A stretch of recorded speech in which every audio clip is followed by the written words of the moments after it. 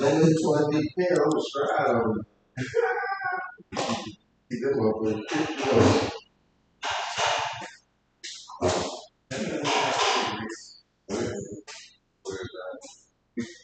they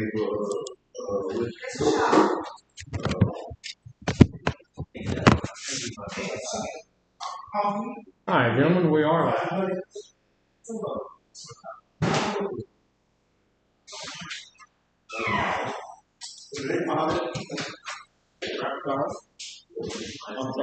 Somebody said so. I hear things sometimes.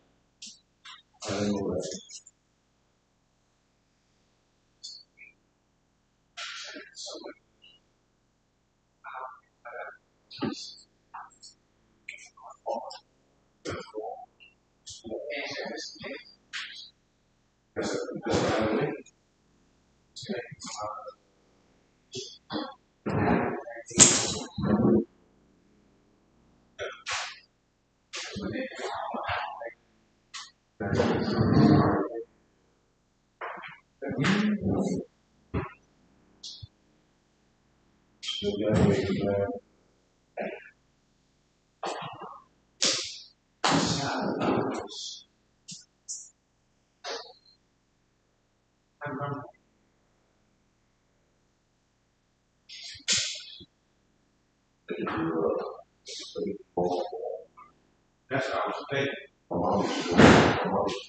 On the way to the else question about it. See, I would have to have somebody that would be able to see the text message or do a call sign for confirmation. Yeah, they give some questions that don't use up. Question there. I had to do it before I did. So I was able to.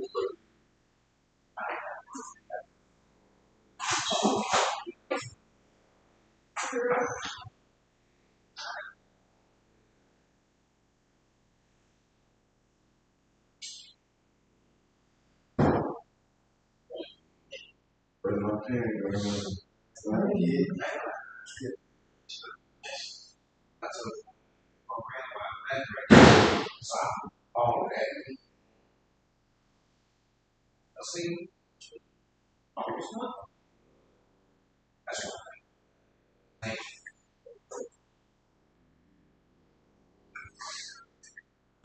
But last time I did.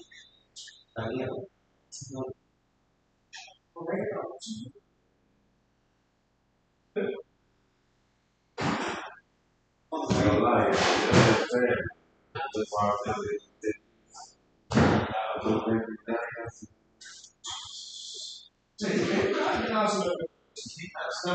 did yeah, so I can have a friend. Yeah, I know. A lot of, oh, yeah. Right. Oh,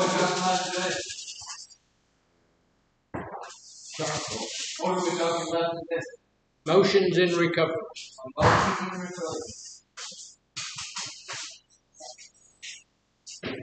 don't know how long it's going to take. We may be a little bit quicker today. Let's go. Now, who the part says that we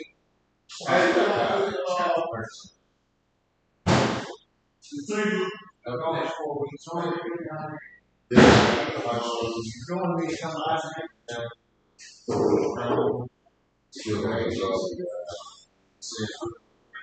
Mr. Ross Flash. Put it with sign. Let's do it. But the floor, we look for somebody to fall and kill themselves. Oh, she going to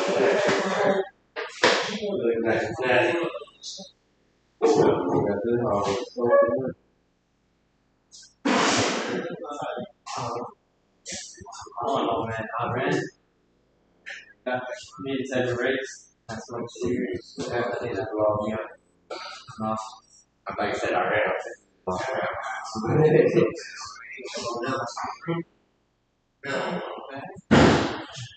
Hell no.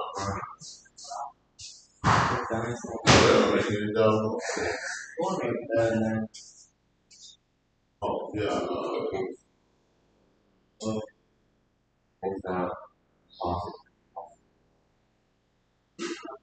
I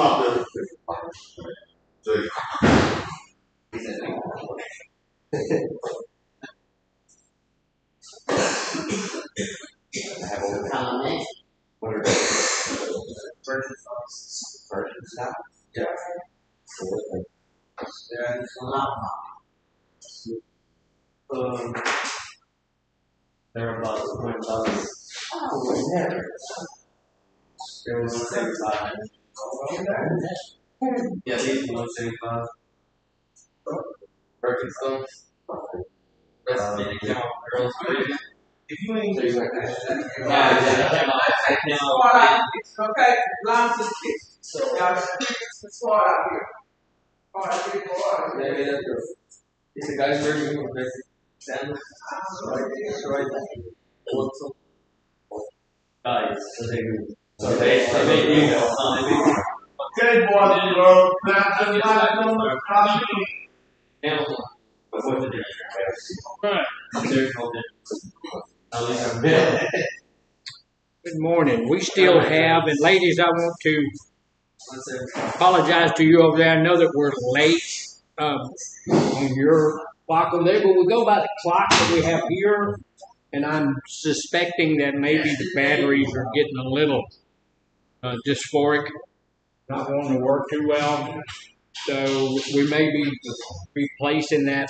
We're probably 5 minutes behind over there, but it's all right. We're going to get started and get going. Make sure that you fill out your sign-in sheets correctly. And if you're at North, we talked a little bit about it yesterday, but up there where it says to put down the title of the group, don't put my name in there. The title of the group today is Emotions in Recovery.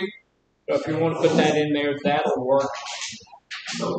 And I'll be over there to pick that up after this morning. Everybody needs to know that it is a special day. I wish you would. Yeah, we need to have that. Always bring your book to class and stuff like that. But today is Friday Eve, right? So it's Friday Eve, so we're gonna have a good class today, and it's gonna be just easy and all of that stuff, and we can slip through there. And yeah, I've been drawing on his book. Which one of these are we on? Say it again. Which one of these are we on? Which one are we on? Emotion. Yes, we're going to be on emotions. On the one that's for Thursday, we've gone through them a little bit. This week's been a little bit disjointed, and apologize for that. It's just been a little bit weird this week, but you know things are getting a little bit back to normal. You lost it, huh? It's gone now. It's lost. Somebody stole it. Yeah, it's been purloined. It is gone. What is this? I looked it up last night. So we don't know. So we're just going to be a little bit relaxed today and all of that stuff. So I want to let you know that just for today, we're going to relax the rules a little bit. If you have to go to the bathroom today, just get up and go. If you decide you want a cup of coffee, just go get the cup of coffee. Knowing that, we do, it is what we do here is required. We have to have these by the state. State pays for all of our treatment and all of that kind of stuff. But we're just going to kind of relax it today a little bit. We don't want to be disruptive or anything like that, but whatever you're doing, just a little bit relaxed today. Go ahead and do it, but just be, courteous to your neighbors and stuff like that, and make sure that you're not disrupting those other people. Yes, sir. Why are we doing the relaxed day? Because I want to. Okay. I just look. We've been tense. We've had a couple Monday and Tuesday with really tense days. We had a day yesterday that we were trying to get past all the tension and everything that we had over the last couple of days. So today, I just want to have a good, relaxed day. We're not going to be pushing all. We do have rules and regulations, and the rules and regulations are here for a reason. So, what are the rules and regulations here for? Well, they are for our safety. That's a good point. They're also to help us stay sober. Once we get out of here and we've done the treatment, we're in our recovery lifestyle fixer, then we should be having, and hopefully we'll having, obligations. I have an obligation. My boss expects me to be here at a certain time. So I'm here usually somewhere around 7, and most of the folks, I don't have to clock in and clock out, but most people do have to clock in and clock out. And so, they're always looking at that to make sure that we are there, that those obligations are filled. And this helps us to begin to prepare ourselves for obligations. Look, here's the deal. Some of us don't need that. Some of you have fulfilled your obligations perfectly. You don't have that issue. But a lot of people do have issues fulfilling obligations and things like that. And so this is a precursor to that. And what does the word precursor mean? Before.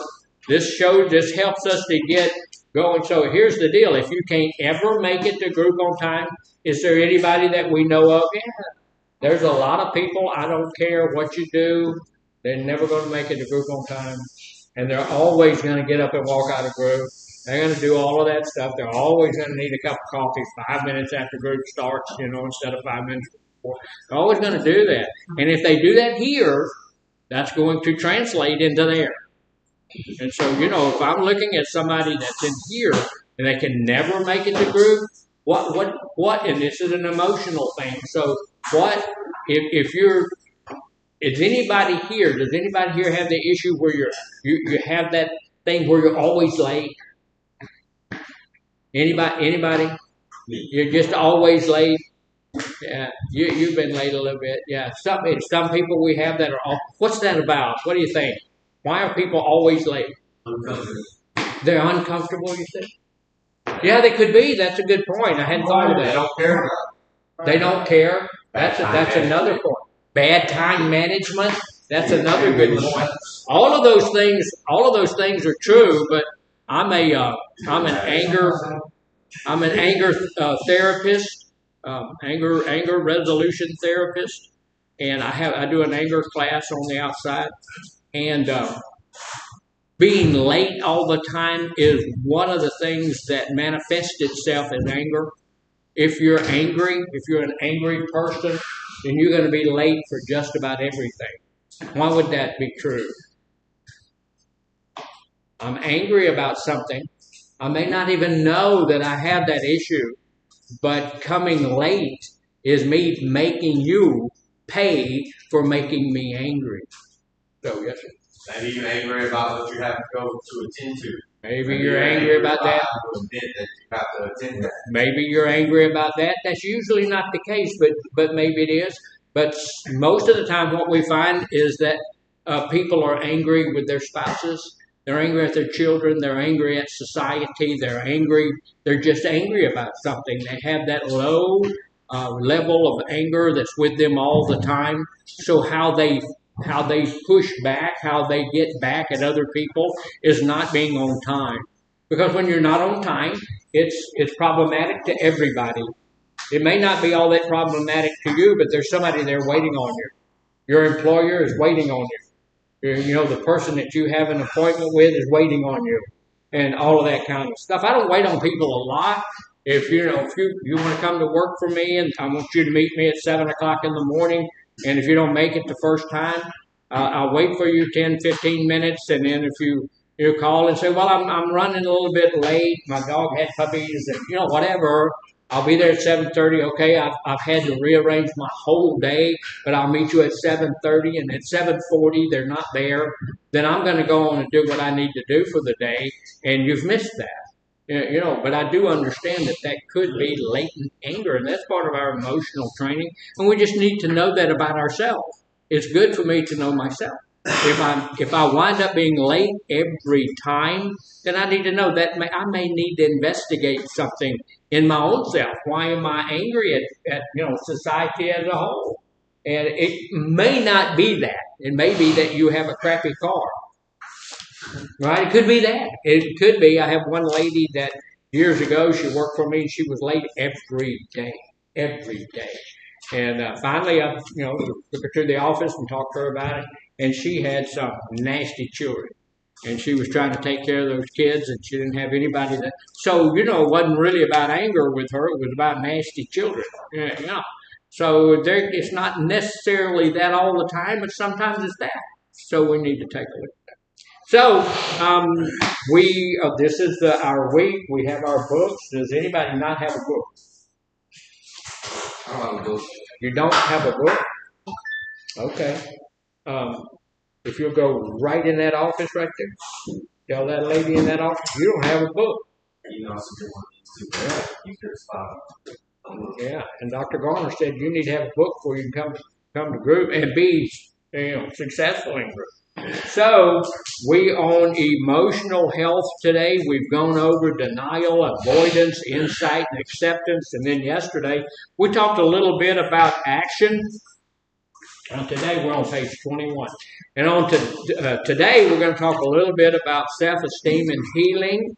So at some point when I've decided I'm going to take some action to help deal with emotions in my life. And let me tell you, we all have emotions. Have y'all had any emotional upheaval this week? I had a little bit of emotional stuff going on this week. I had a little bit of anger. I had a little bit of anxiety. I had some stuff like that. I could have gotten depressed this week if I'd allowed that to happen. I had a little bit of stuff going on, and there were some things that happened this week that caused some of that stuff that here's the deal. I allowed to cause some of those things in my life. So, we need to know that we are emotional people. So, we need to get to that place where we're taking action. Our next stage that we move into is self-esteem and healing, when we are encouraged or when we're currently engaged in honest, positive work to address my emotional health concerns. I need to get honest, look at why am I angry all the time? Why are my feelings hurt all the time? Why am I so sensitive to what other people say all the time? Now, I'll share this with you, but y'all can't share it with anybody else. It's a secret. So, you remember when my boss came out yesterday when we were having the movie? And when she came out to address me, that's my boss, and she's a nice young lady. She came out to address me why we're having a movie instead of process group, because her boss had addressed her about why we're having a movie instead of process group. And so there was emotional things that could have happened all the way down that line, but it didn't, because we dealt with it in the correct way. And so, we are at a place where we're confident in who we are, and it worked out pretty well.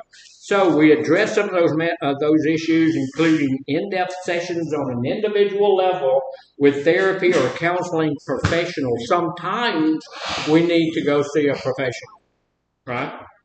There are people who have worked long and hard to be able to help me to address my issues. And it's okay to have issues, right? And then it's okay to have help in addressing those issues. Sometimes, we feel bad about the fact that we have issues. Let me tell you something. We have about 20 people, and here we had 18 people in the program today, but we have some other folks here, so we have probably 25 people here, and there's not one of us in here that doesn't have an issue on some level, right? I would have bet $1 against a dozen times that you got at least one issue. at least one. You may have a couple of others. So this is the same guy that we had yesterday, and yesterday he had HIV, or some other STD. He had some kind of crazy mess going on in his life. So what's the matter with him today? He has an addiction. So he has another issue this morning. So if he has addiction and then he also is like bipolar, what would that make him? That's what. Dual diagnosis. Dual diagnosed. So what does dual diagnosis mean? Two. Alcoholism. Yes, he has two diagnoses, but one of them has to be addiction. If you have like bipolar and schizophrenia, that's not dual diagnosis. Yeah. You think he's bipolar because he has an addiction to STDs? He has addictions to STDs. That's not bipolar. I think he's bipolar because that's the easiest thing in the world to diagnose somebody with. And almost everybody that goes to, hey, doctor, oh, you bipolar. You know, just about everybody. And I'm not saying that, you know, if you have that diagnosis that you're not. I'm telling you that a lot of people have that diagnosis. But no, yeah, the point is, if they say that you are dually diagnosed, one of those diagnoses has to be addiction to drugs and alcohol. If you have bipolarism and schizophrenia, then what is that? You have two diagnoses. That's two separate diagnoses. That's not dual diagnosis. Dual diagnosis is one has to be addiction and the other is some other mental illness. How many of us know that being addicted to drugs and alcohol is a mental disorder? Yeah, it is. It is. The big book tells us, you know, that it's insane. That, you know, we're going to let God help us to get away from the insanity of using drugs and alcohol. So they know it. If you look in the DSM-5, which is the Diagnostical Statistical Manual for Mental Health Disorders, that's where you find drug addiction and stuff like that. So that's what it is considered. So if you get arrested or something and they take you to the mental health ward because you're high or drunk, or don't get offended. That's what we're trying to get this mental disorder under control. And some of the stuff that I did while I was out there in my addiction was crazy. It's plain insane. Yeah, you know. So, questions, comments, or snide remarks? So there's schizophrenia and bipolar. Is that manic bipolar? Or is that something? No, bipolarism is when you are manic for a period of time and you are depressive for a period of time.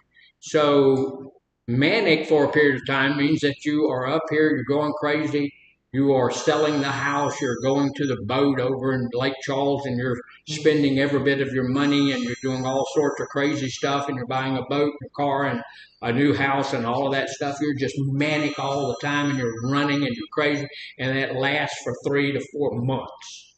And by the time it's over with, you have nothing left. And then you fall off of that and you wake up the next morning and you can't get out of bed and you're depressed. You are clinically depressed to the place where it's dangerous for you, and you can be clinically depressed, not able to get out of the bed, even not able to eat, go to work, go to school, do anything for a period of 3, 4, 5 months. That's bipolarism to its extreme. Now, if you feel good in the morning and by lunch you're feeling a little bit not so good and you're a little up and down over the day, what is that? Stress. That's just normal. You know, when I get up in the morning, I'm a little bit still tired. I go and I get, showered up and shaved and all of that kind of stuff. And by that time, the coffee's done. I go get my coffee and I sit down and I get into the Word of God, and I'm feeling a whole lot better. I started off a little low, and then I went up a little bit. And then as I got in my car to drive, coming over here, I'm thinking about you guys. And so, not true. Not true. But you're going up and down and all that, that's just normal. You're going to do that. Sometimes you're going to do it. So when you can see somebody that you really like, when I come in here and I see somebody I really like, then my mood can be enhanced by that, and it can go up. And then if I go in and I look at what my wife sent me for lunch, and it's something that I'm really not happy about, then it can go down. And this is my boss, lady. My boss lady. Gentlemen. Good morning. This is just Sierra, and y'all can see just by I'm in trouble already again, and so that's Giving you the look. make that it was up here, but now it's. Well, you don't want to get no deeper, so I think you should just go and check it out. We'll handle this. We got you. Good morning, Miss Sierra. Give me just a moment. If I don't come back, somebody else will say. Uh-oh. Just a month. Don't do him too bad. Don't put him on the block. He gets it.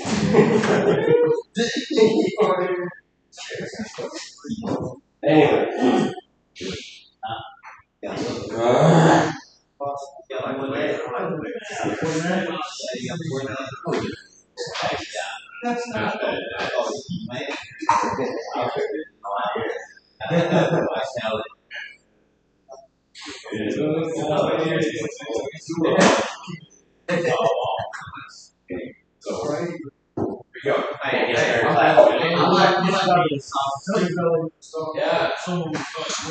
Like cigarettes too. Available.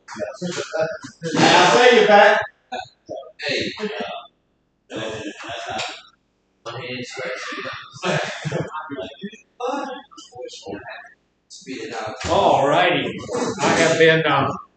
Sorry, ladies. My boss came back. I have been fired. I have been summarily dismissed. However, I was able to beg for my job, and she gave it back to me. But I'm on probation. So no, it's not. Well, it is kind of a big deal, but it wasn't something that can't be handled pretty easily. And we did do that. So we were talking about that, but you can see how just somebody walking in, and I will tell you that my boss, she's a really good, best boss I've ever had. And when she walked in, that does enhance my mood. I love her as the boss. And so that enhanced my mood, but then that kind of made my mood, But you see the face when it turned red. But you see that she was smiling and stuff. That is stuff that counselors are taught. You can tell anybody anything as long as you're smiling at them. Did you know that? So sometimes when I say, hey, come here, I need to tell you something, I'm smiling at it. It may not be because it's the best thing in the world that you're about to hear.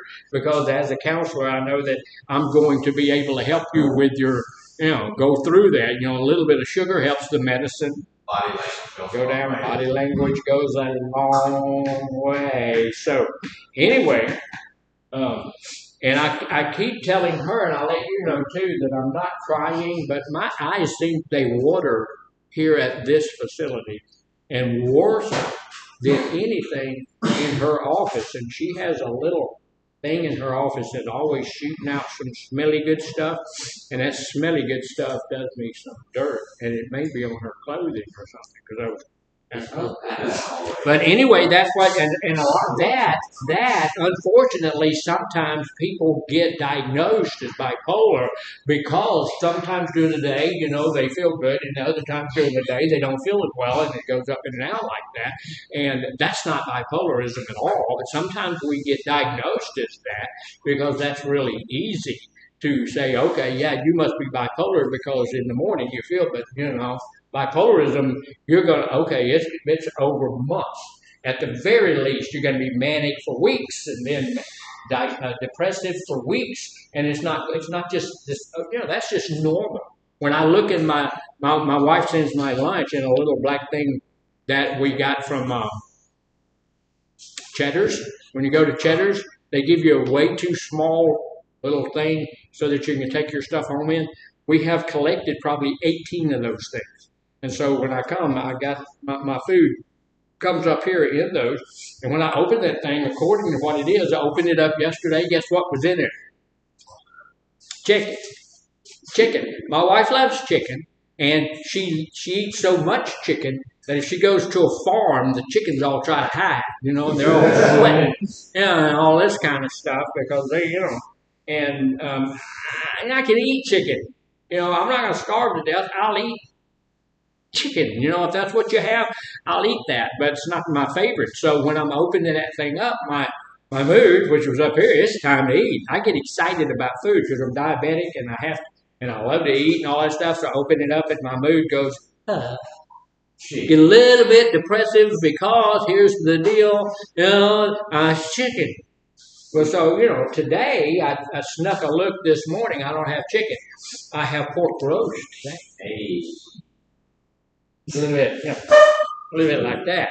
Now, see, so things are a little good. Now, I belabored that point for a long time because I want us to know that a lot of times it's an easy diagnosis, and we take the diagnosis that people give to us. My suggestion to you is that if this person gives you that diagnosis, what's problematic is that a lot of time we go get those diagnoses, they become labels.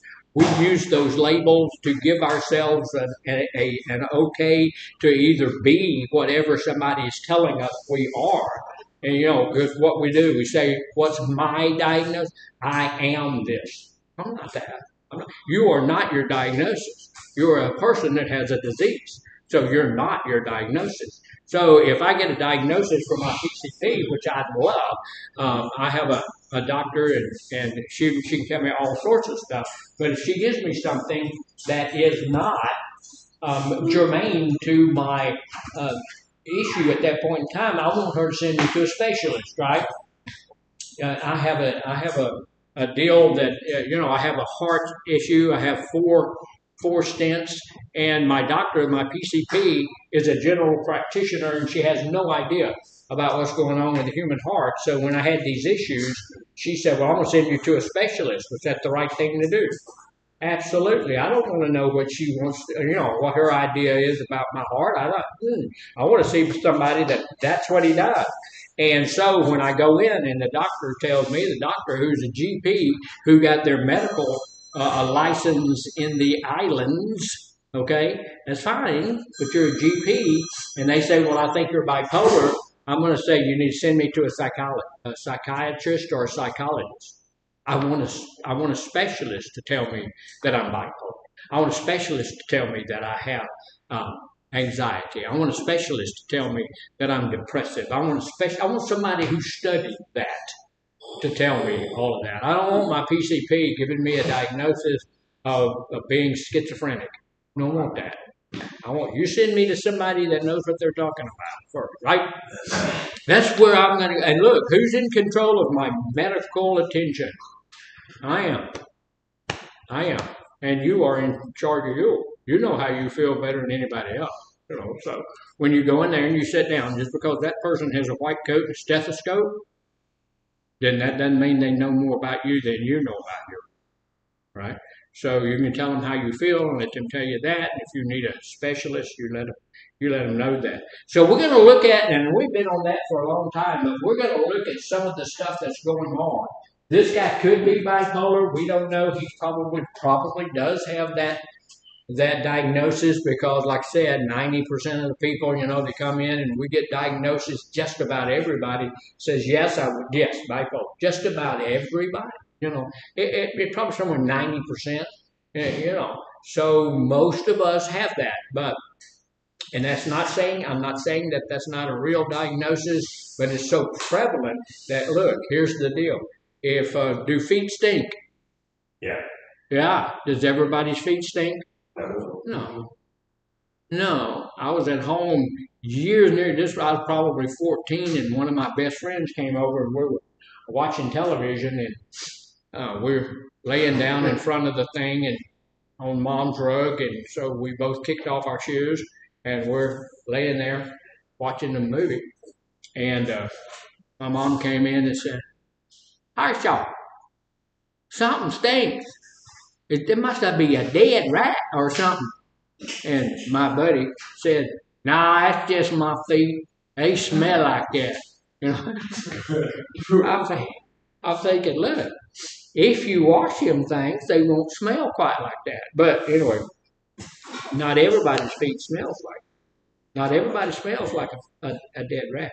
So everybody can't have the same diagnosis. So if you're suspect of it, ask for a different opinion, right?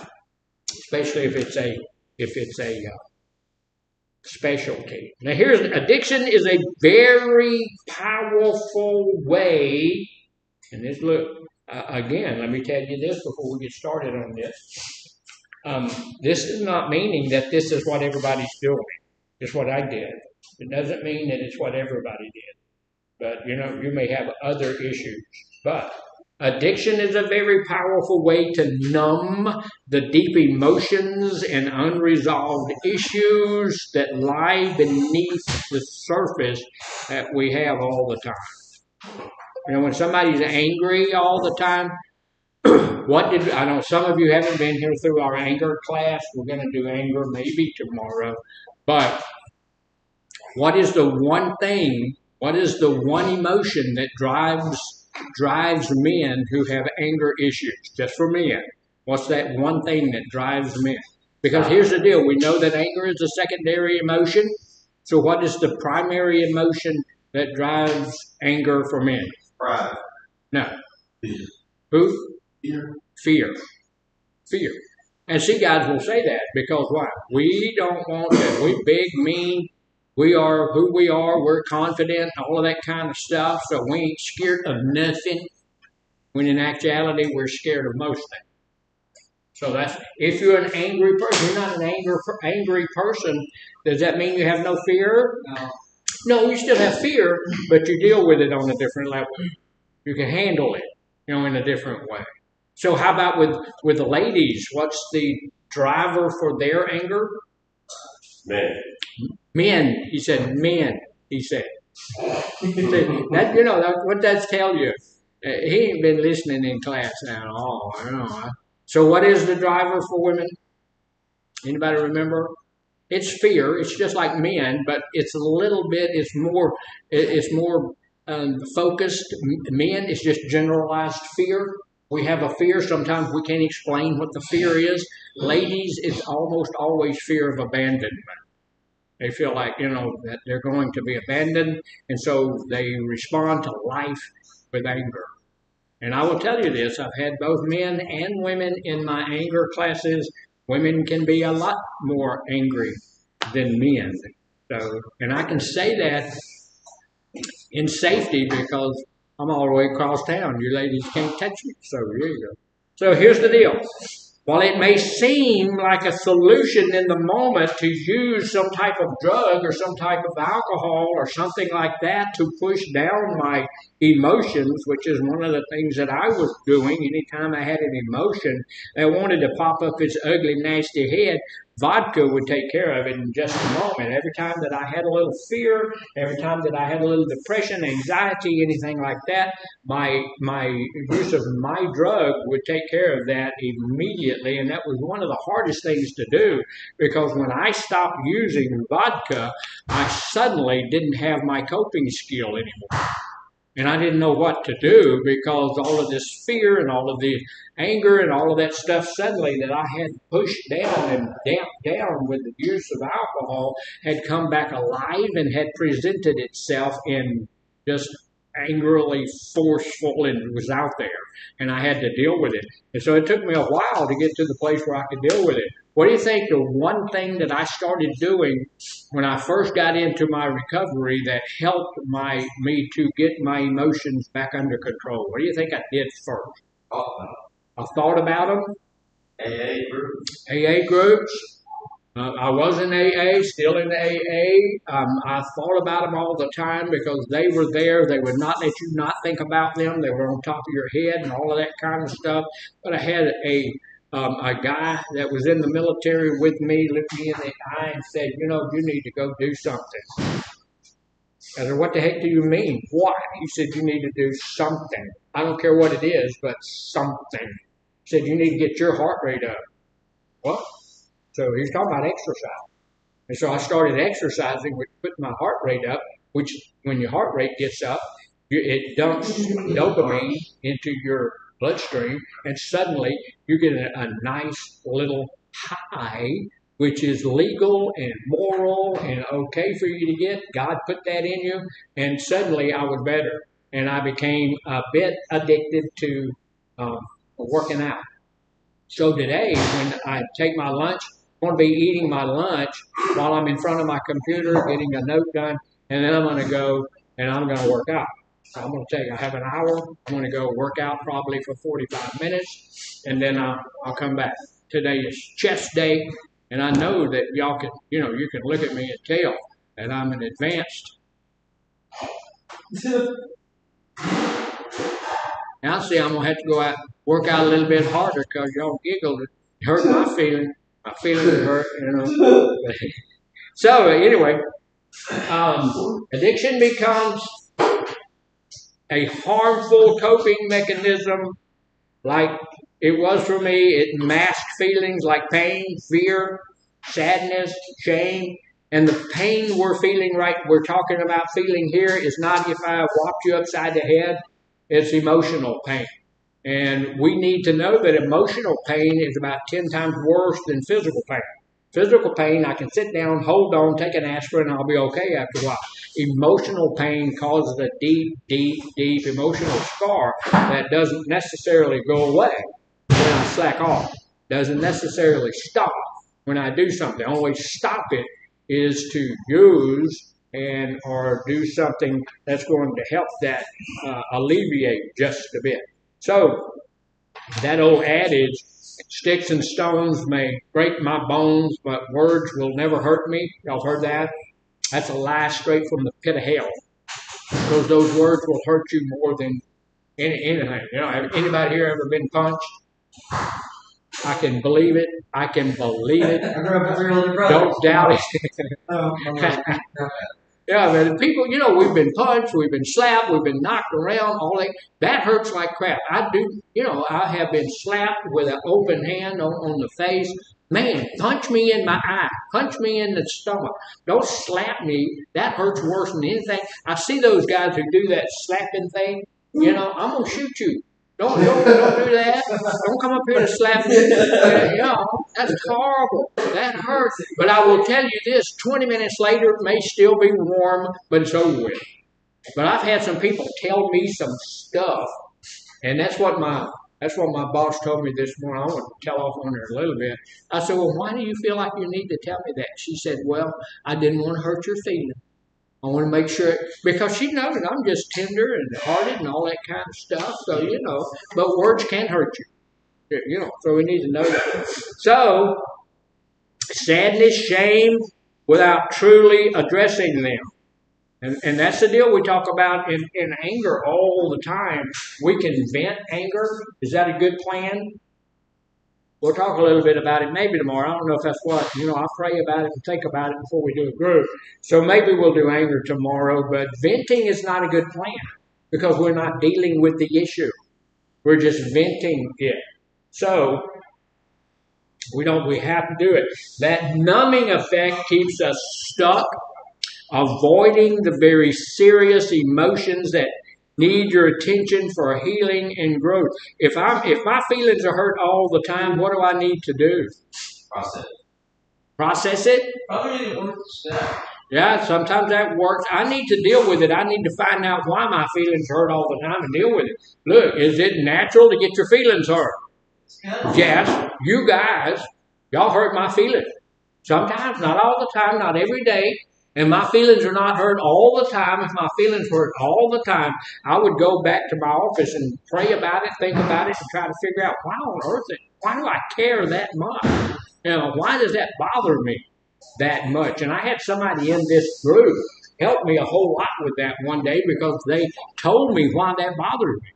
When people get up out of the group and just walk off, when people get up and go get a cup of coffee and stuff like that in the middle of the group, people come with a whole meal and, they have steak and potatoes in the middle of the group, and that's not, there's a rule against all of that.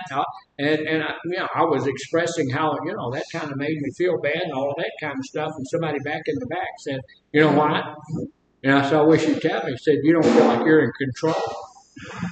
See? Yeah, that's exactly correct. And here's the deal. Am I supposed to be in control of the group? Yeah. When you learn how to do didactic lecture and all of that, the facilitator's in control of the group, no matter what the group is and where the group is. But It shouldn't hurt my feelings completely when somebody gets up and walks out the room. It's not the right thing to do, but it shouldn't hurt me. So instead of having alcohol to help damp that down, I have to do some other stuff. I have possible reason why I think it. Okay, he's going to tell me another reason. All right, shoot. Like you say, you don't have to be here. You know, this isn't required by anything. You just be for us because you care when people and don't care about what you're saying. You feel like you care. And you know what he said was, when people leave the group and stuff, it's like they don't care that I've spent 4 days studying and all of that kind of stuff. And there's a lot of that validity to that. So, but I can't do that. I can't grow unless I say, okay, this is why that's happening. So, beneath the surface of the addiction, there lies hidden emotions, unmet needs, unresolved experiences that drive those behaviors. Just like the phone going off. That makes me crazy. That's Mr. Washington's phone? Yeah, I believe so. I won't feed him with a stick. To overcome addiction, now this is what we're doing here. We're working to overcome the addiction. We want to leave here with the tools that will help us stay in our recovery. And what does recovery mean? Different lifestyle. It is exactly that. That's exactly right. It is a recovery lifestyle. Sobriety means I am not drunk today. Sobriety means I'm not using today. But a recovery lifestyle means I've changed everything. I'm not going to the same old people anymore. I'm not dealing with the same old places. I'm not doing the same old things anymore. I've changed everything. So the only thing that needs to change in order for us to get into recovery and stay in recovery is everything. We need to change everything. We cannot get in the same old lifestyle we were in and expect to stay in our recovery. It's an impossibility. It won't work. And I've been doing this for a bunch of years. I've had thousands of people disagree with me, and I don't care. The deal is, it's the truth. You go back to the same lifestyle, trying to do the same lifestyle and not use, it's not going to work. It don't work. It never works. Now, we always talk about that outlier. They may be that one person that it will work for, but 99.9% of the time, that's not me. That's not you. It's, most of us, we go back that. If we don't change our whole life, things are not going to work out for us. So, we got to overcome our addiction. We have to explore these deeper layers, allow ourselves to feel, understand the emotions that we've been avoiding. Is it okay to have your feelings hurt? Yeah. Look, we all have feelings. We all have feelings. We are emotional beings, and it's okay, to have my feelings. I don't want to live in a place where my feelings are hurt all the time. So I want to deal with that. I want to know why that's hurting my feelings. And I will tell you, in this group, if you've been here more than a week or two, you will know that I will express that. And that's one of the ways to do that. If someone is hurting my feelings, I need to be willing to express. I need to tell people. When you do that, that hurts my feelings. When you do something like that, it hurts my feelings, and I do not appreciate it. And I will tell people that. And sometimes I've had people tell me, well, you know what? I really don't want to hurt your feelings, so, I'm going to do things to try to make that different. I've had other people tell me, I'm really sorry that hurt your feelings, but there ain't no change in that. I'm going to continue to do that. So at that point in time, I have to make the decision whether or not I'm going to allow that person to continue to hurt my feelings, or I'm going to separate myself from that relationship. And sometimes I've had to do that because I'm not going to live forever in that. Is it okay to be angry? Yeah, it's okay to be angry. We all have the capacity to be angry. What's bad about anger? We make bad choices.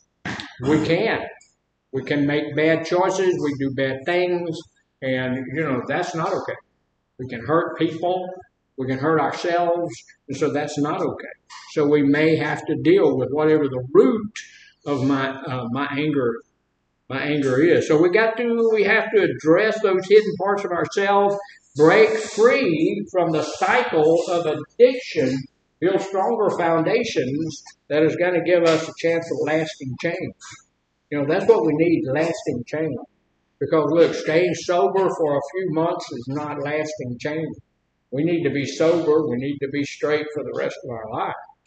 I have this plan that I'm never, ever, ever going to use again. Is that going to work out for me? Maybe. There's no guarantee. Had a friend had 30 years and he relapsed. So it's a possibility, but I'm going to tell you it's not a probability because I'm going in. My lifestyle has changed. Y'all know how many? We always ask. I do.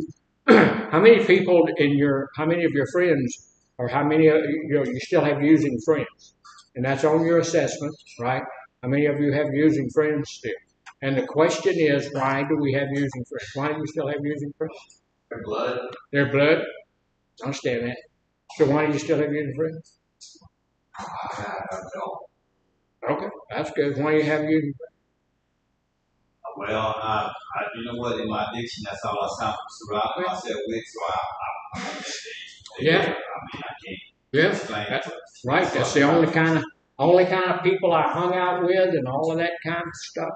One of the real big deals, and it may not be so in your life, but most of the time, the reason we still have using friends is that we still have the desire to use.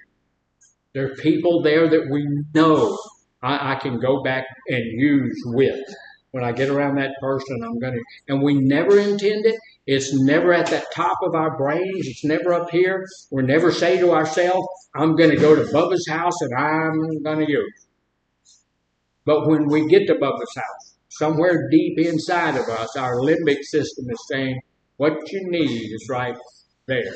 So usually that's why we still have those people in our circle of friends. Because when we change and get into a lifestyle of recovery, those people can't be there. We have to change everything.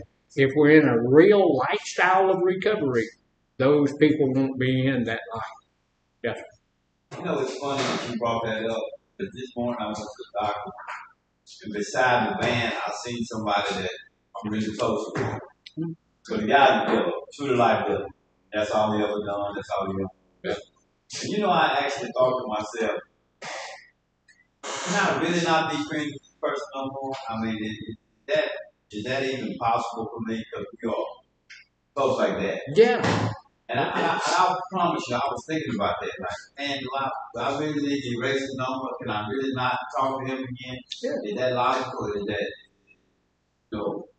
what everybody else gonna say if I just cut somebody off that I've been friends with that long? Yeah. Even though he sell the particular brand of drugs that I was hooked on. He wasn't really my dealer or nothing like that. So I really have to cut those ties. Yeah, and it's we all of those things play into that. What will other people think? Doesn't matter. My sobriety, I don't care what those people think. I'm certainly not going to get around somebody that I used to have, used to sell me drugs.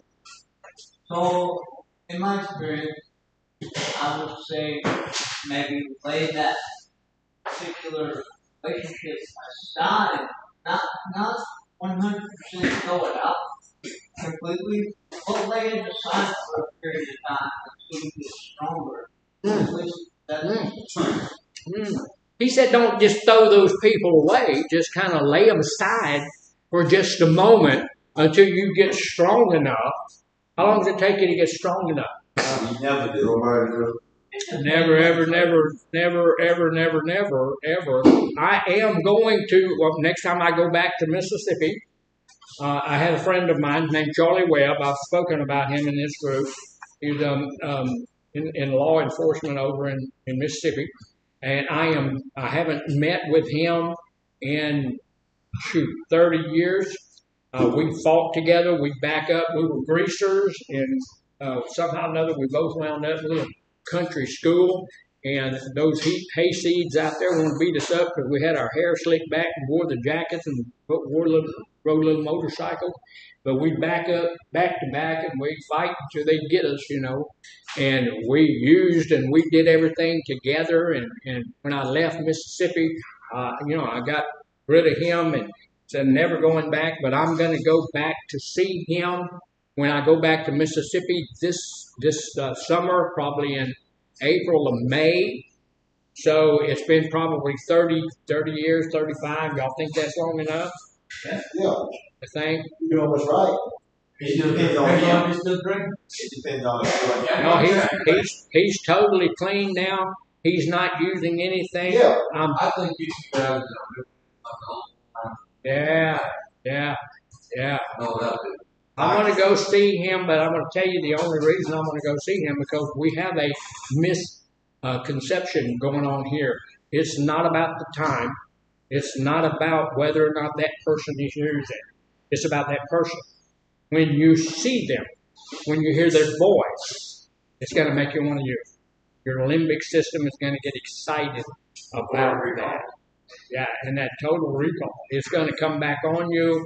And it's going to give you, they are a trigger. Now, if they are a trigger, how can I go back and see Charlie?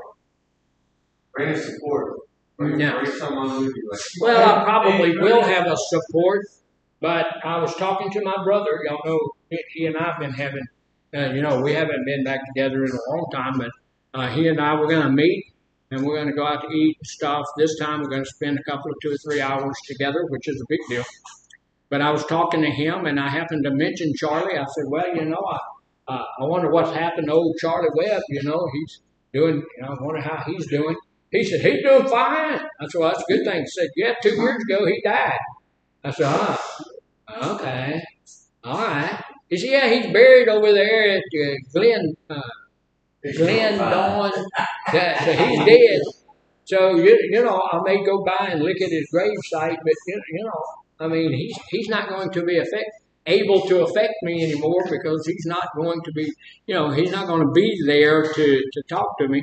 And I know we talk about this all the time, and we do because, people not only do we cycle through and there's new people in the group and stuff like that, but this is that one big elephant in the room. Nobody believes it. Everybody has a reason why it's not true, but unfortunately it's entirely true. We go back to the same people. We are going to relapse. We're going to do it. We're going to do it. Now, there's always that chance that we want, but that chance is so small. You almost have no choice. And so what this gentleman back here said was, put them off to the side till you get strong enough. There's no way that you're ever going to be stronger than your addiction. There's no way. The rest, you have to change your entire lifestyle. That person, those old people, can't be a part of your new lifestyle. They're a part of the old lifestyle. So if you're going to leave the old lifestyle, you have to leave the old people. If you don't, you ain't going to make it. And you have to leave the old stuff, and you have to leave the old things. I agree with that. Say it again. No, I agree with that. I had my best friend, she died while I was in prison. Yeah. It's my day one. Inseparable. Yeah. If I got a beer, you got to have some. Sure. That's the way we were, you know what I'm saying? So, in a strange way, I feel like, he died so that I could live. Because if I would have got out and he'd been alive, guaranteed he'd been like this. So, it's kind of really upset that nobody told me he died while I was in prison. You know what I'm saying? Might be that to protect me. Sure. In a weird way, he saved 2 people's lives with his organs. But I don't think I would be. I would possibly be dead by it. You know what I'm saying? We were all banging those, shooting those. And I believe you're right. And I will tell you this, that I don't want to argue about all of that kind of stuff. I know everybody has a good reason why it's not true. The sad fact is that it is. It's just true. Now, what's problematic about that is when I don't believe it's true, what I can do is come up with a good reason that it's not true in my life, and I can go back and meet with that person, or I can go back and do those old things. I can go back and go to those old places, and I will do that, and I will relax, really, and so, yes. This is so I can exhaust all possibilities of having a friendship. Somebody I pretty much grew up with. Yes. If they were in recovery and I ran across them in an AA setting, Right. This is for me. I'm not. Would you have a friendship with Charlie in recovery? No, I would find a different group. Look, here's the deal. There's thousands and thousands and thousands of really good AA groups. I'm not going to go to an AA group with somebody I used with before. I'm not going to do that because not only is he triggering me, I'm triggering him. And so I don't want to hurt his recovery, and I don't want him hurting my recovery, and I'm not goofy enough to think I'm going to sit right there next to a guy that I've used with 100 times before, and it's not going to trigger me because it is. So if I walk in, I saw Charlie sitting in my AA group, a couple of things are going to happen to me. First off, what the heck's he doing out of Mississippi, which is where he lived, and he dead. So what's he doing in my group dead? And if he wasn't dead, then I can't be in that environment with him there. No, and it's not. I had a guy tell me quickly, but I had a guy tell me in this group that look, I have friends out there that still use, and I have talked to every one of them, and every one of them have told me we know you're in recovery. We respect that. We love you. We will not use in front of you ever. Does that help? No. Because it is not that person using that's going to trigger you. It's that person. Their voice on the phone. I had another guy tell me, I'm not ever going to go back and see them. I'm just going to call them up every now and then. You can't call them up because their voice will trigger you to use. Now, if you call them up, you may not use that time, that particular time. But what happens when I call them up, I'll say, well, that counselor didn't know what he's talking about. Look at there. I called him. I talked to him. I didn't get triggered. I don't know what he was talking about. He don't know what he's talking about. So the next week, I'm going to call him again, and I'm going to call him again. And then he's going to say, well, why don't we just get together? Because we're friends, and I love you. I'm not going to use it in front of you. And you've already been convinced that, hey, the counselor's an idiot. He don't know what, he's just doing it for the money anyway. And so I'm going to go over there, and you wind up over there at his house talking to him. And before you know it, after the third time, and I've had people tell me, I done been over there and see that boy 4 times. Okay, on the 5th or the 6th time, he'll have a little bit of a beer on his breath or something sitting on the table or something, and you're going to go and, it's going to get you. We continue to do stupid stuff, and then we get more and more confident in our own selves, be able to deal with our own addiction, which we forget is cunning and baffling and powerful, and it's going to sneak up behind you. So you go out and you do this one thing that the counselor has been telling you 300 years. Don't do it. Don't. What if that's my brother? Well, I've had a guy, well, you can't tell me what I used to use with my mama. And you can't tell me not to go use with my, okay, I can't. I can tell you not to do that. But here's the deal is, you're grown up already. You're going. Now, I'm not telling anybody not to love your mom, but you can love your mom from Canada. At some point, you're going to have to move away from, you're not at this point nursing. So, you know how to go, already been taught. Your house broke. You already know how to use the bathroom by yourself and everything. You can feed yourself and all of that. So sometimes you have to let people go that you really don't want to let go. This is important how deeply I want to be in my recovery. Boy, we beat that horse. See that? Go sleep in my group. See, she come get you, right? She is the sleep cop. And that's what she does. You sleep in the group, she come get you. I feel sorry for you. We'll pray for you, man. Might be in some deep stuff there. All right, what we're going to do is go ahead and take our break, and we'll get back in here about 15 minutes after, and we'll finish this thing up.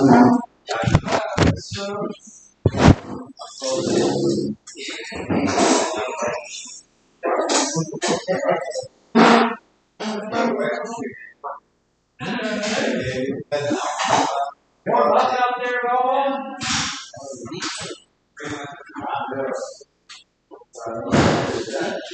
Hell no!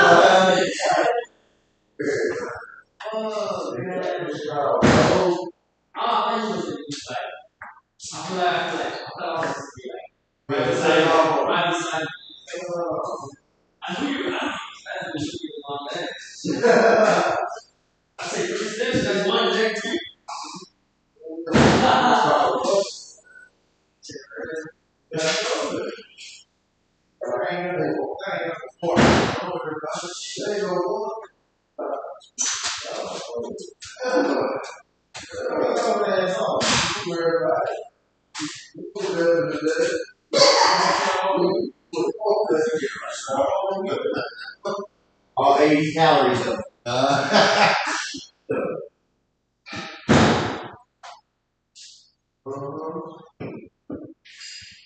Legs hurt. I thought you was a flip top, man. Oh, you did? The shot, the shot, knock my head in the skirt right now. All right, I ain't gonna lie. Yo, hey, get your days. Oh, the house is going to tell me. My days, so I'm trying to hold on, but I might not tell you something now. I'm glad it's hanging on.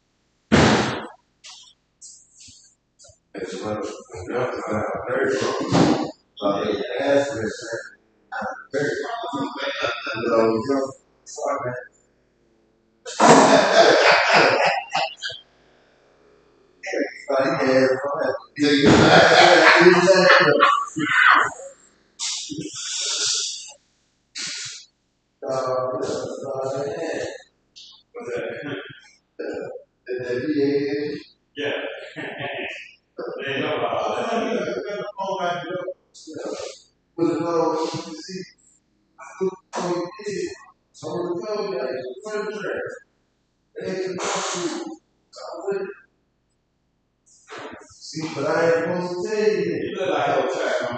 I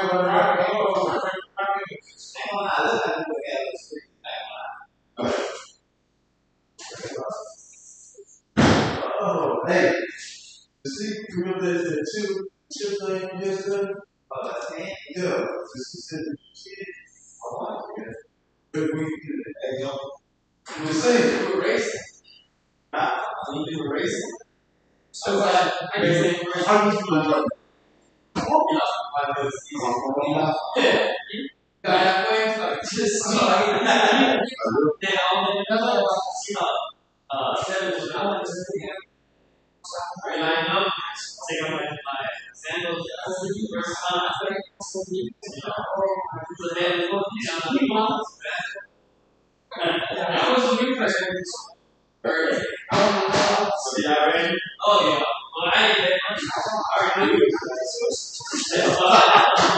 I'm thorough.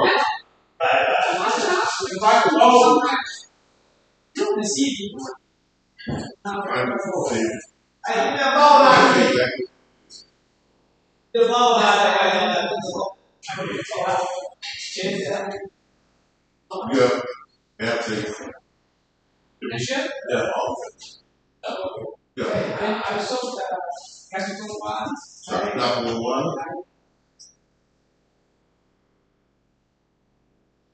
Got my COVID, you have shit. Yeah, man.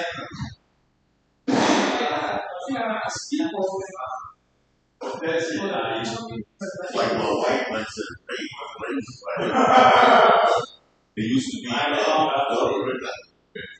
it used to be something else. You got five stars, five.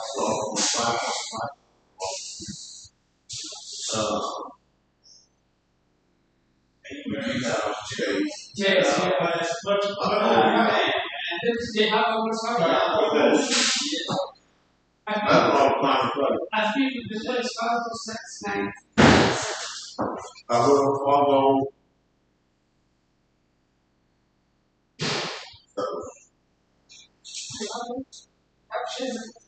Yeah.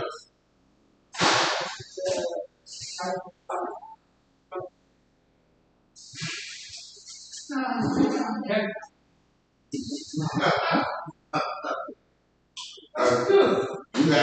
You got to do it.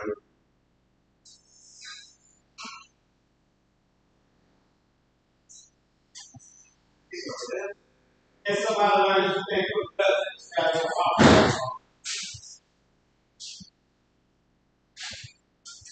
The mobile oil federal credit union. I had that account when I was young. I went to finance me.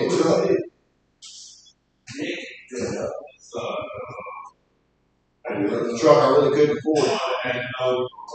They financed it anyways. When I was younger, I had an account, but they had taken all the money out of it. So there wasn't money in their open account.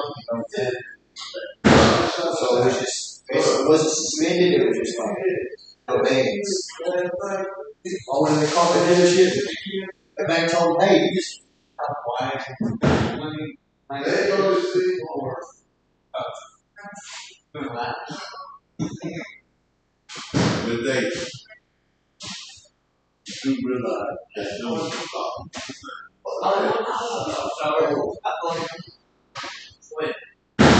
I'm good.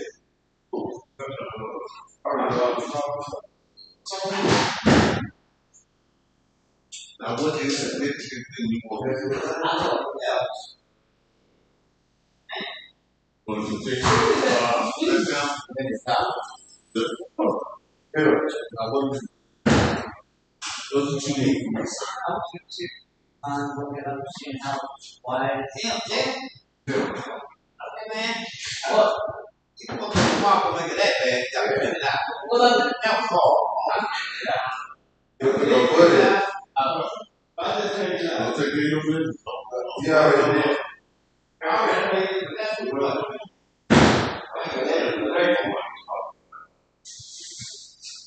Can't put nothing in it. That's another thing. Yeah, I know she. I said I hadn't seen that much this last night.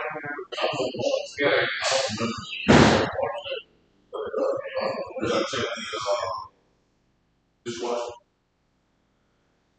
I was just gonna see how wide Or what? how lane is. Look. Guys,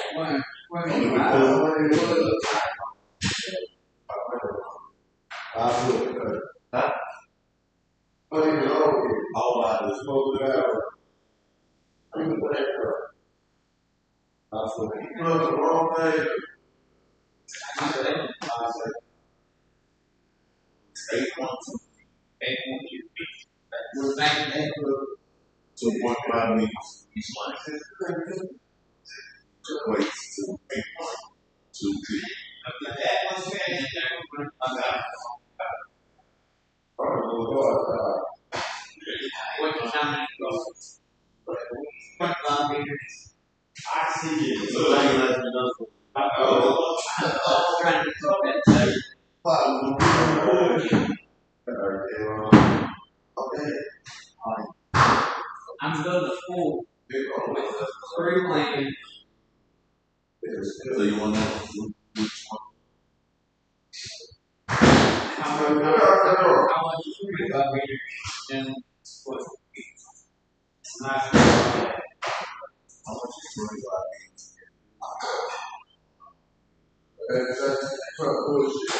That's bullshit. I got the squirrel on that.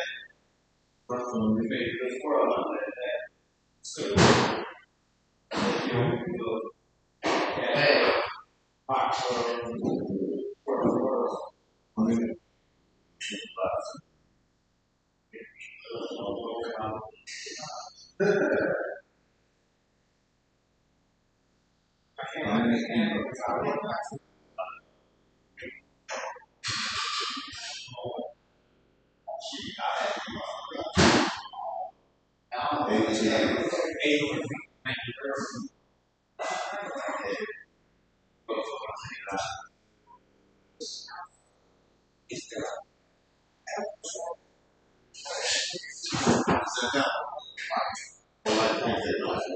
Oh, no, I just, it would give you, oh, what was it? Hey, he just looks like it. Oh, why they went out? Like, that far, I'm sorry, what you said. You said 2 5. He did. He did nothing but yeah, now, right? And we have, and we like, well, we were like, I was out there turning down my life,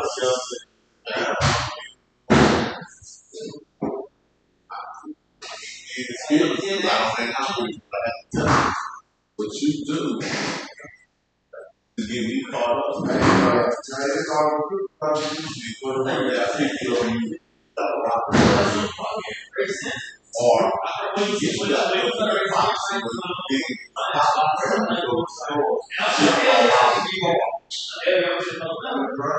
who be your fish? Mine. This is going to take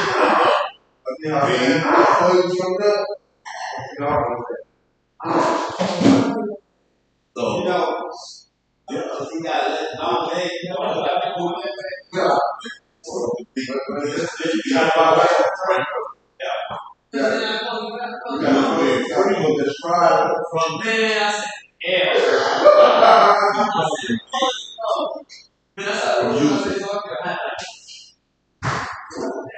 day. Yeah.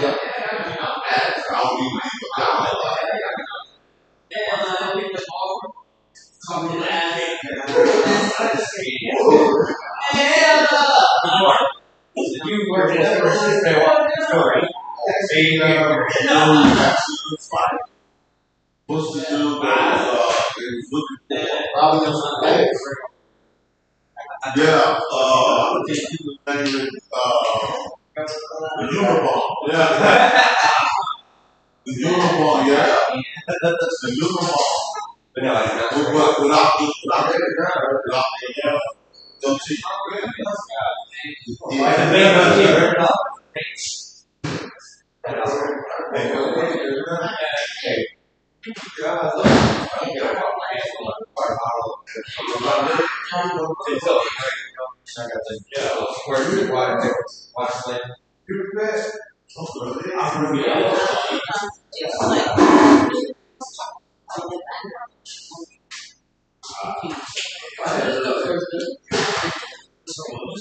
Coffee porter. Taking the coffee supporters. Warm, like a little bit. Yeah.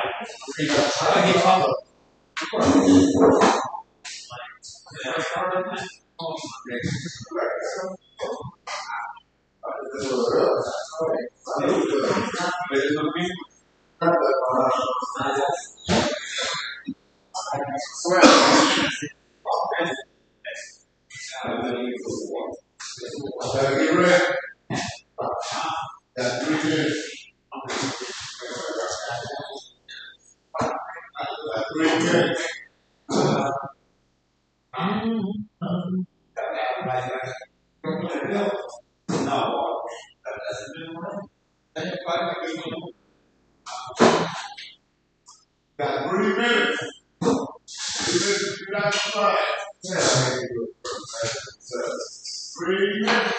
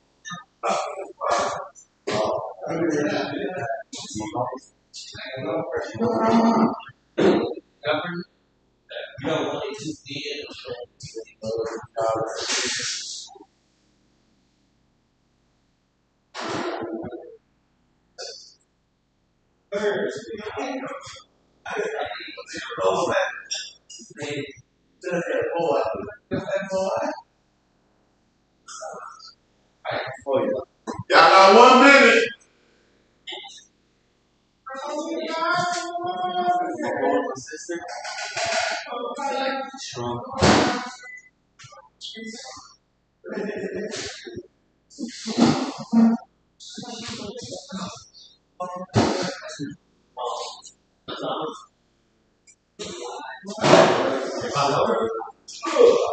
Ooh. Appreciate it. Thank you. Friendly fire. If I gave y'all a clothing voucher, raise your hand. I put mine in like you. Okay. Jamal. Say back. I put mine in like Did I give you one? no. Did I give you one? Yeah, No, I'm talking about the one that I gave you today. Okay. I thought you said someone gave you. yeah. For the I'm in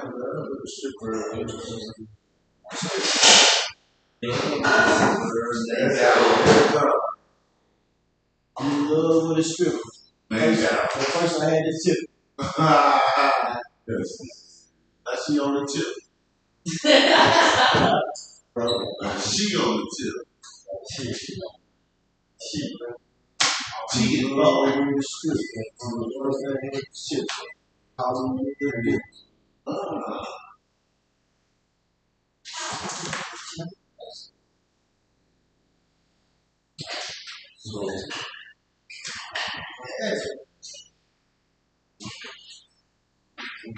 It's fun. Fast forward. I don't know what she doing, man.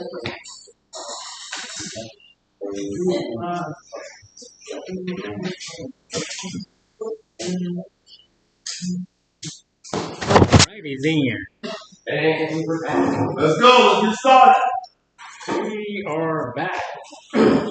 There's a couple of things we want to hit pretty quickly, and then we'll get out of here so we can.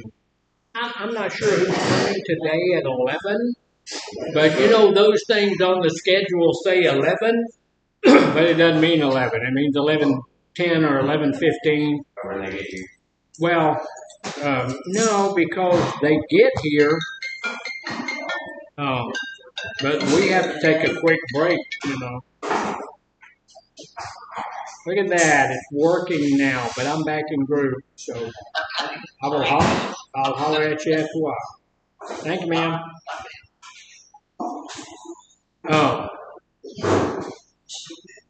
So, but when they come, well, you know, we always take it 10 or 15 minutes. You can't go through 2 hours here and then, you know, do that. So they'll understand that. They all have so far. But I'm going to be letting them know formally that, you know, we take a break. So they can, when they get here, they're not expected to go right in. So one of the things we're going to look at is, you know, addiction and how that does look and some of the things that happen during our addiction. One of the things that is a keynote of addiction is the fact that we're using something. You know, we're getting addicted to some type of something. Everything that we put into our body can be addictive. You know, this is one of the things that we need to know ourselves. Hey, if something is addictive, I don't want to do it. I don't want to do that. And we can get addicted to a whole lot of stuff And a lot of the times we do stuff like changing our addiction. And I'm more okay with somebody being addicted to work or addicted to working out or addicted to church or addicted to education. I had a guy that worked for me one time years ago who was still, he was about to go back to back to college. He had something like 4 master's degrees already. You know, he was addicted to that. We had a guy that was a counselor for this company for a while, and he was from Africa, and he had 3 master's degrees. And some people get addicted to that. Are those addictions okay? No, they're not, really. Here's the deal. It's not good to be addicted to anything. Any kind of addiction is detrimental, but sometimes it's better if I'm going to be addicted. I'd rather be addicted to something that's a little bit helpful to me than addicted to a harmful drug or something. Everything in moderation. Everything in moderation is good. Yeah, that's a good way to say it. So substance abuse is something that we do. Impulsive actions. What's an impulsive action? Impulsive behavior. Instant. Doing something without thinking. That's an impulsive behavior. I didn't hear that. Whatever it was must have been funny. Yeah, because when you see it, you would think Impulsive. Yeah. Some of us use impulsively and stuff like that. Look, when I go to the store, there's a couple of places I avoid. I go to Market Basket, which is in my town, and there's some places in that in that store that I avoid. I don't usually go down the liquor aisle for a couple of reasons. It no longer triggers me, but I don't want to give it the chance. And it's cold in that aisle. And so I'm kind of cold natured, so I don't want to go down that aisle. The other aisle I don't go down is the candy and cookie aisle because I'm diabetic and you know that I'm addicted to sugar and all of that kind of stuff. So you're addicted to oatmeal pies. I'm addicted to oatmeal. Yeah, oatmeal pies. Yeah, I can do that. And moon pies, I can do those things. And so I don't go down through there because I don't want to get triggered because I am a bit impulsive. Why do you think when you go up to the store, they've got all those little multicolored crud up there on the counter? Why do you think they have the lottery tickets right up there at the counter and they're all different colors and all of that kind of stuff? For your purpose. Yes, for my purpose and for yours. Because we become impulsive. We are impulsive people. And that's called an impulse buy. And they sell millions of dollars worth of stuff to people who have no need for it. Yeah. I'm an impulsive online shopper. I'm getting direct deposit from work. I don't do Amazon, eBay, Temu. Yeah. I'm going to see something like I'm Yeah, and I know that I am an impulsive individual, so I don't buy anything offline. I don't buy anything, nothing. I buy nothing. My wife, on the other hand, can do that, and she does it, with regularity. I'm trying to think. I may have bought a car part offline, but I don't do any of that kind of stuff. So an impulsive behavior, or the other thing that we do are compulsive behavior. What's the difference between an impulsive behavior and a compulsive behavior? Impulsive is something that, like, you do without thinking, but you can't control it. Impulsive life. Yeah, impulse is when I'm just going to do something. A compulsive behavior is when I can't not do it. I've used this drug a whole bunch, and now I can't stop doing it. It's a compulsion. So basically, compulsive, like not having control over it. Yes. Impulsive is you do it. Right, and here's the thing. Impulse is controllable, compulsion is not.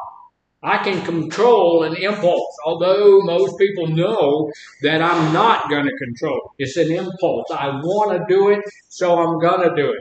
They make all of if you look, all of those lottery tickets and most of the candy and the stuff that's sitting on that counter are red or blue or yellow. They're designed to catch your attention, and you want that. We want that, and so we'll buy them, and they sell millions of dollars and stuff like that. Drugs is impulsive too. I want that, and so I'm going by impulse. I'm going to do it, knowing full well I don't need that. Knowing full well that's not something I need, but I'm going to do that anyway. What's problematic is that the people, places, and things that are in my life trigger my impulsive nature. They trigger that. And once they trigger that, they get me into the compulsive part of that.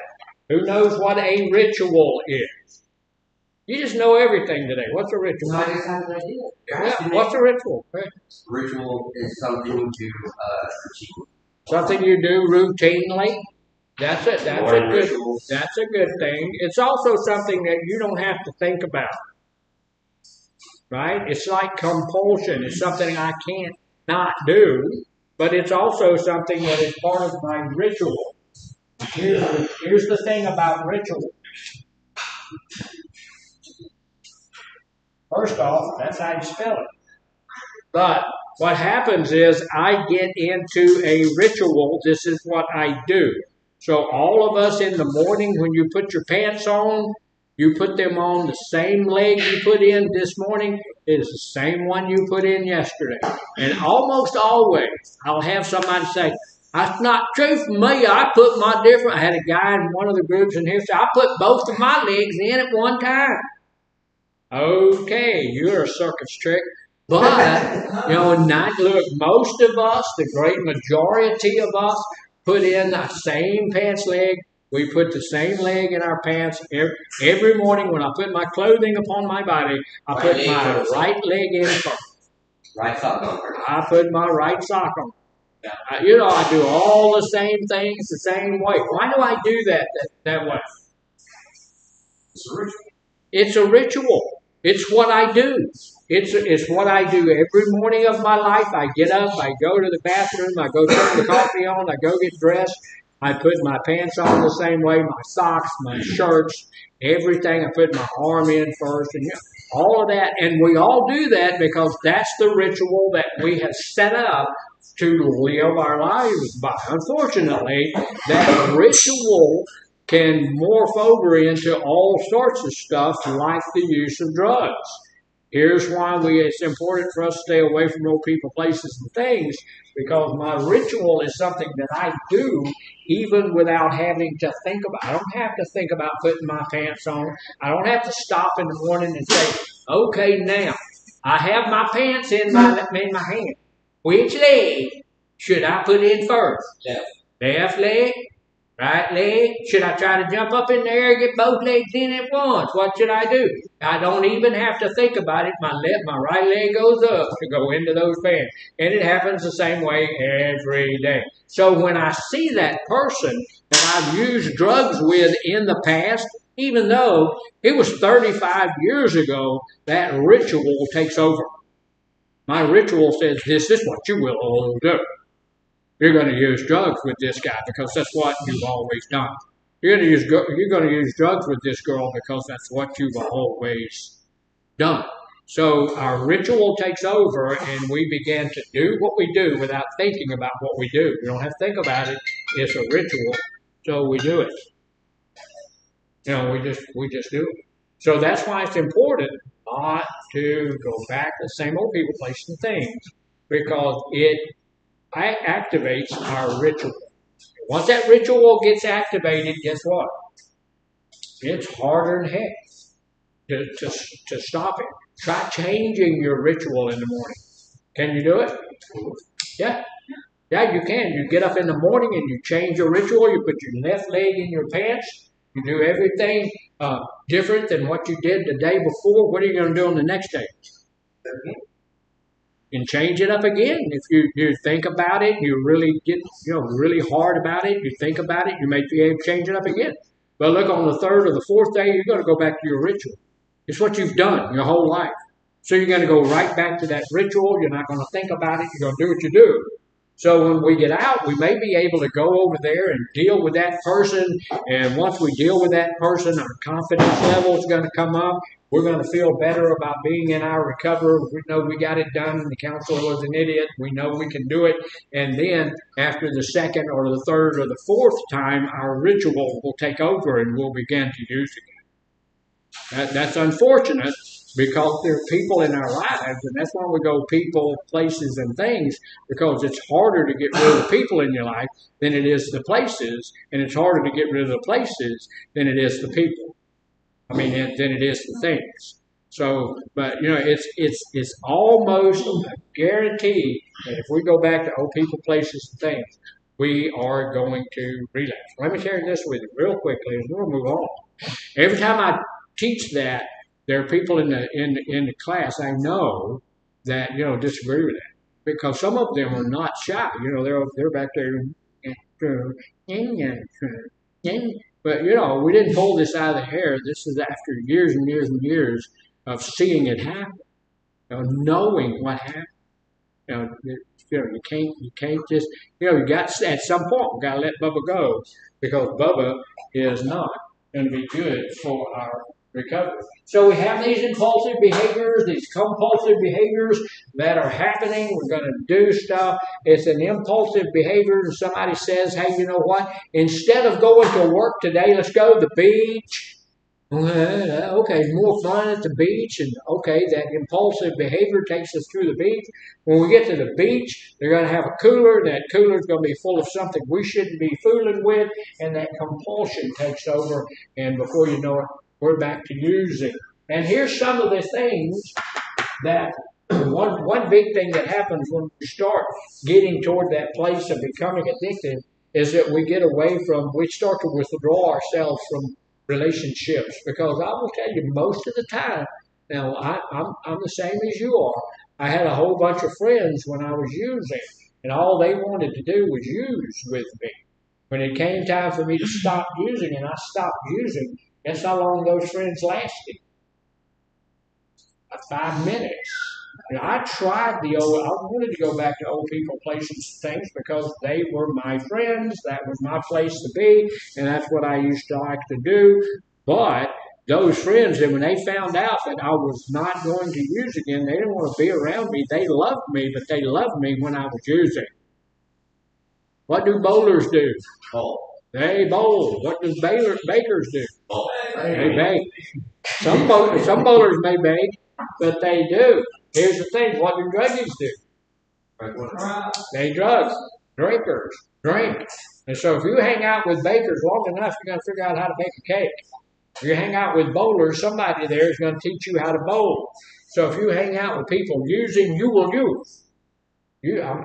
Seriously, you and I, we don't really have much of a choice. We are going to use. I have spent the last bunch of my years of my life making sure I don't hang out with people. If you use, okay, that's you. You're not going to use with me, so we're not going to do that. But there's a lot of reasons that this stuff happens in our lives, and like I was telling you that in my life, it was to cover up some fears, and it was to cover up some inadequacies. That's Just quick. Oh yeah, this is good. Y'all listen. You said you fix your life, make sure you don't hang out with people like that. Yeah. It seems to me like you hang out with people like that every day. Yeah. Yeah. Oh, So what are you going to do about it? I hang out with people like that every day. Well, I am a people like that. I'm a people like that. And I had to get to the place where, you know what, I know the people in it. Do I have anybody in my life that used to use? I used to use. Yeah. Every day. Yeah. I have people that look. I go to my group. I have a lot of people in my life that are in recovery. Real recovery. We have a guy that comes to our group probably every 6 weeks and gets a desire chip. I'm really going to do it this time, guys. Okay. All right. Don't get around me. Leave me alone. I need a sponsor. No, you need to get sober. Don't get away from me. Here's the difference. I hang out with people who are in real recovery, been in their recovery for a while. I don't hang out with the people I used to use with. Well, whether they're in recovery or not, I don't care.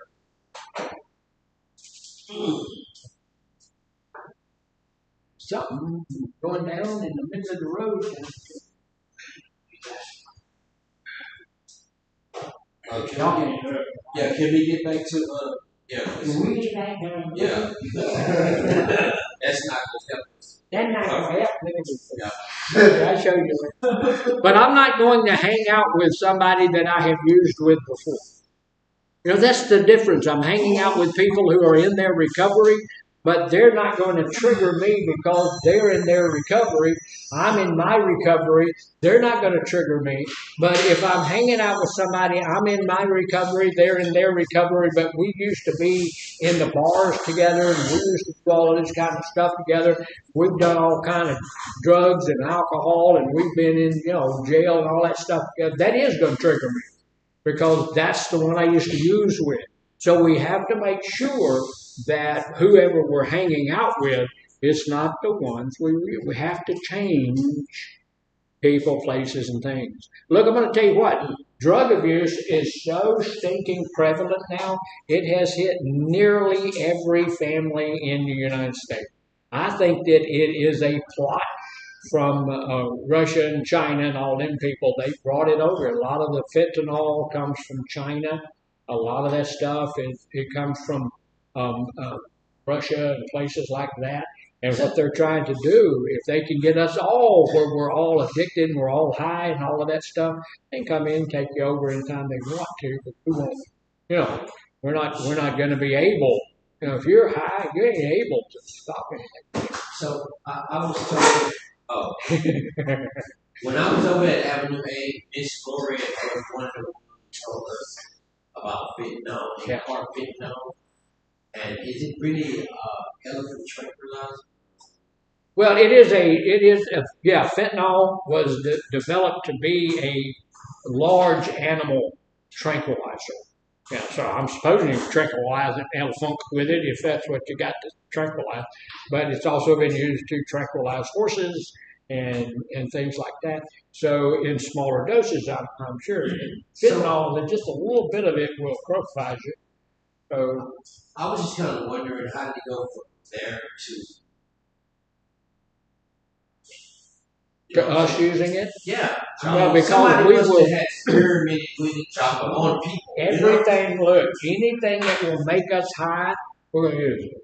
Somebody somewhere is going to put it in their body. There's a frog over in California, little green frog like this. He's got a little red dot on his back. If you squeeze the little sucker, he exudes a little bit of stuff, and if you lick it, it'll make you higher than a kite for about 30 minutes. My thought has always been, who is that little old California boy that's walking through the woods and said, I think I'll lick this frog? I'm sure somebody saw a dog eat the frog, and he went nuts, and they said, hey, let's see how that feels. So, I think that, I don't know if I'm correct on this, I probably not. I remember watching the news some years back where Chapo's son, or maybe it was him, said something about waiting till line least blue devils on the United States, on the states, is what he said. He was talking about billboards, blue hills. Because they know. I think that's where it got introduced to Mexican drugs. A lot of our drugs from Mexico area, that region. I don't know. I don't know how true or accurate that is. I do believe that some of that is true, because look at it. Our whole. So the point that I was making with that is, it's almost impossible for us to live our lives and not be around somebody that's in recovery. I'm not going to be around somebody that's in their active addiction. That's not going to happen. I'm not going to be around any of the people I used to use with. But all of the rest of the people in the world, there's a bunch of people that's in recovery. We have to deal with people every day. So we can't not deal with people who are in recovery. But if somebody's truly in their recovery, you're going to know that. and they're not going to be a threat to my sobriety. They're not going to be a threat to my recovery, and so that's okay. But I'm not. If that person is somebody I've used with before, that's And here's the deal. I've had people tell me, "Well, I think I can do it." Okay. I have to respect the fact that you're a full-grown man, and I can tell by the way that okay, that you're a full-grown man, and you're a full-grown woman, and you're intelligent, you're bright, you know what you're doing, and you know what you have to do to stay sober. And if you get out there and you mess it up, then you do. And some people may be able to do things that I can't do. I can't go back around some of those people I used with because I'm gonna get high. So I know that, and so I'm staying away from it. And I try not to go to birthday parties. But birthday parties, a lot of them have booze in them, but they also have cake. Yes, So sir. once you relapse, let's just say I was clean sober for 10 years, right? So once you relapse, do you lose that sobriety or do you lose time that you was clean? We lost both, didn't you? When the loss of sobriety means I'm not sober. So when you use, that sobriety is gone. You lost. That's just saying I lost my my soberness. I'm not sober right now. Okay, so yeah, you lost that. Yes, you lost the time. When you're old time AA, which I am, if you go and you use and you relapse and all of that stuff, yeah, you can't go back and say, well, I'm 29 years sober. Well, but I was drunk for 5 of those years, but I'm 20. If you add that time to this, I don't know how long have you been sober this time. I'm counting sober from when I was sober. Well, I heard that from another guy. Yeah. When I was at the West End. Yeah. So they was telling me about the old West End. Mm-hmm. God said he was clean for so many years. Like, you lose the time, but you lose the sobriety. Well, see, that's why I was asking you. That makes very little sense to me. You know what I'm saying? Because you don't want to be confused. You know what I'm saying? So I really somebody different. And look, it is a truism that time that you were sober, you were still sober that period of time. But we usually count a straight line. So if I lose it, I lose it. Now we do now. Well, we do now accept what's called a slip. If we had a guy that had just gotten his doctorate degree or something, and they had a big old deal for him, they had a punch bowl for him, and somebody poured booze in the punch bowl, he didn't know about it, and they brought him some stuff, and he took a drink, and he didn't know about it. Well, that's a slip. He didn't lose his sobriety, so they just didn't count it. But there are slips. We would say that can cause me to that's causing me to have a slip with that. So there's some things though, real quickly. And look, these are good discussions. I appreciate you guys discussing this stuff on such a deep level. That's good stuff because these are the questions we've got to ask ourselves when we get out of here. This is a little break here. This is good. When we get out of here, though, we're going to be on our own, and we're going to go out there, and these same questions are going to be popping up. That person is wanting to be back with you because they really love you, but they don't know you sober.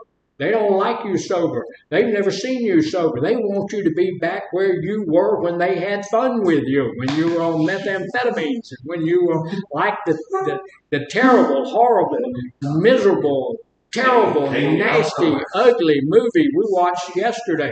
You notice when that guy went from, when he had the meth in him, he was helicoptering all over the place. That's how people remember you, as the helicopter guy. And they don't want you to be the sober, stoic, because you ain't no fun no more, and you ain't got no stuff no more, and, they can't get anything from you anymore, and all of that kind of stuff. So, they don't want to do that. And so here's the deal. They're going to help you to get back to where they need you to be. Yes? I've seen something that was saying, application that says, your new life is going to cost you your old. Oh yeah, I love that, and that is true, and it should. Your new life is going to cost you your old life, but you have to take a look and see what is my old life worth to me, and what is my new life worth to me. I want to tell y'all something now. This may be something you may not believe. I thoroughly enjoyed my old life, for the most part. The sick, the being homeless, the living under a house, the never having anything, the blowing my car up because I was drunk and stupid. Absolutely. All sorts of stuff. The stealing from my sisters and all of that kind of stuff. All of that stuff, now when I look back at that, I didn't enjoy that. But so my new life is worth so much more than my old life that it's just not anything at all. There's a few things that drive us toward that, though. And I wanted to run over that real quickly. We don't have much time.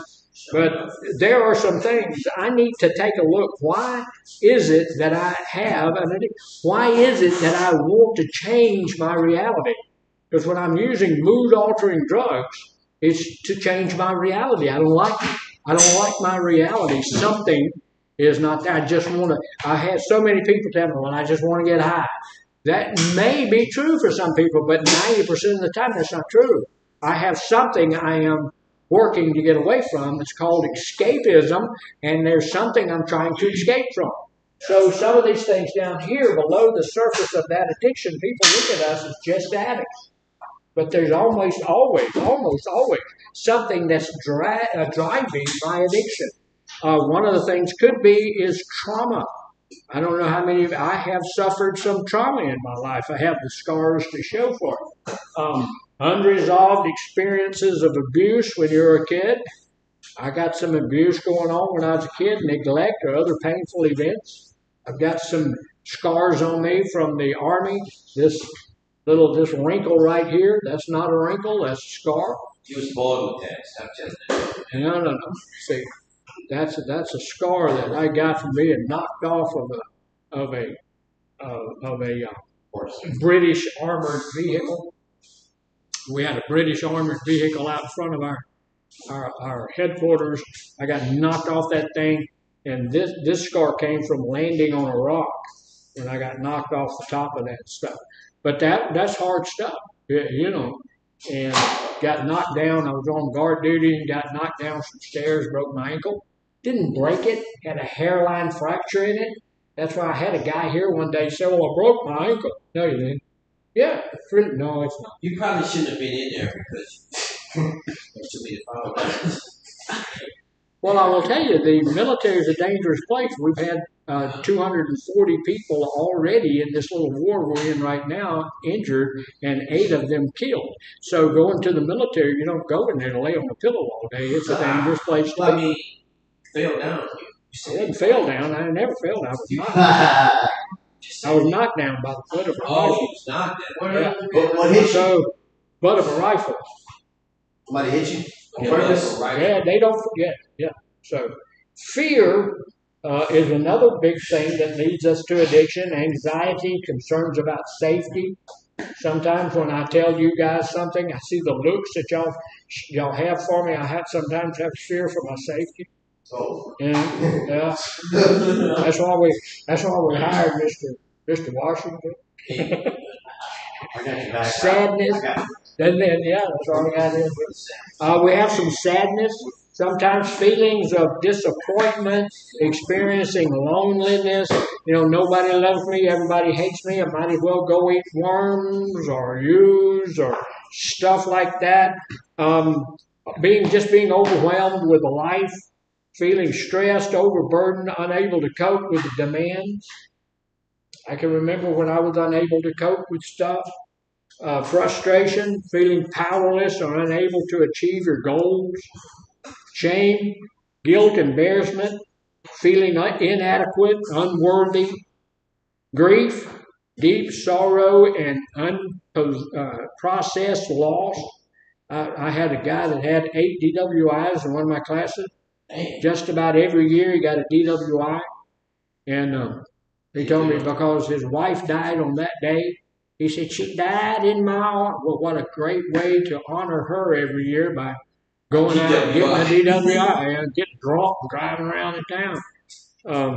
Loneliness, we already talked. And then anger. A lot of people are in their addiction because of dealt with anger, strong feelings, frustrations, resentments, stuff like that. So there's a lot of things that we can look at that leads us to that place, because most of the time we're using because there's something in our lives that we want to, we're not happy with. We want to change our reality. And one of the best ways, the easiest ways to change our reality is to use a mood altering drug, whatever drug that is. So that's some of the things, and that may not be what's the driver for you, but it's the driver for a lot of people. It was a driver for me. I grew up dirt poor. We would stay in a house until the rent was due, and then Mom would move us out. We what's it called when you move into a house and you don't really supposed to be there? What's it called? What is it? Squatting. Yeah, we did that a few times. And, contrary to popular belief, you can't be there forever. They'll run you out of there after a while. So we did some of those kinds of things. And, been cut and shot and done all those kinds of things too. So, some trauma and some stuff like that. But, so that was a lot of what I was using. So, questions, comments, or snide remarks? This was a good group today. It was a good group, and I will tell you guys that you did a really good job today. We had a lot of people who had some really good input. Some of the folks on the back row, I'm not going to point you out who you are. Y'all didn't have a whole lot to say today. You need to be more just come on with it. I know y'all got. I know you're brilliant. I know you got some good stuff. You need to share it. So we're going to break it a little early, ladies. I'm going to come over and get that. I'm not sure who's coming today, but I'll let them know you got about a 10-minute break after 11.